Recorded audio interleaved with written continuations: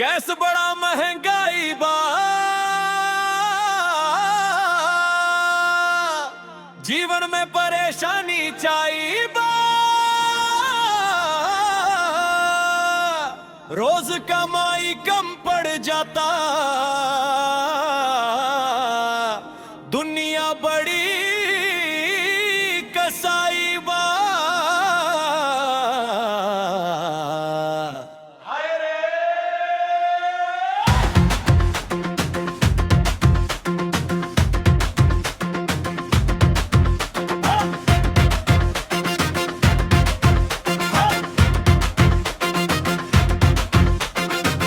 चूल्हा सूना हांडी खाली, मुहवा पर हंसी बनावेली,